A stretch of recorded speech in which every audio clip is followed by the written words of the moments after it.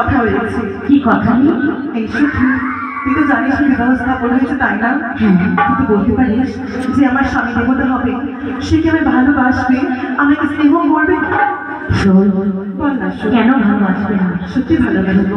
সে দেখতে কেমন হবে? শরীর সুন্দর হবে। লজ্জা করি, বলিস না। কেমন হবে? কেমন হবে? সুন্দর তো হবে। হবে এই পৃথিবীর মধ্যে একজনের মাঝে একজন হয়ে রয়েছে।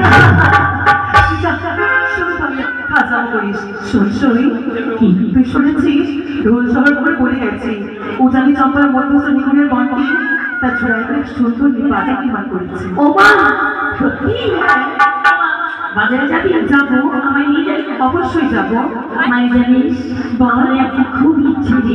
কি ইচ্ছে? আমার বলবো, আমি বলবি। ওই একটি জিনিস খাবা। বাড়ি আমার কাছে লজ্জা কেন করছিস? বল না কি খাবি, বল।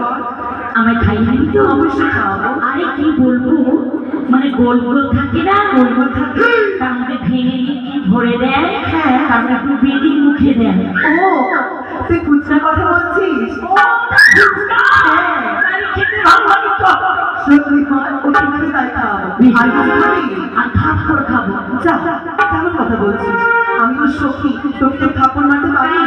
আমি এটা বুঝতে পারি না। ওই যে পরে আমাকে ছেড়ে ভেজে দিয়ে ও নেয়। সই থাপ্পড় নয়, ওটা পাপড়। ও পাপড়? বেশ চল। তাই জানিস সখী, কি একটা কথা বলবো? বল। ও প্রাণ সখী রে, ও সখী রে, মধুকুটির বাজার দেখতে যাবো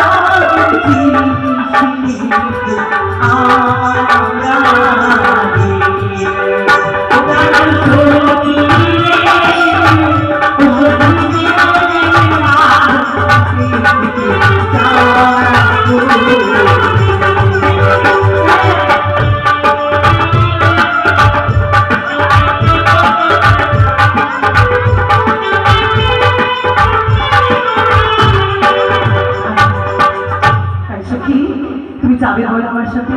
অবশ্যই। কি কি দেখবি? আরে দেখবি, চল পুতুল না শখের বাজারে। শখের বাজারে কি হবে? কিনে দেব চুলের ফিতা, চুরি দুই হাতে। দুই হাতে? আমি চল পুতুল না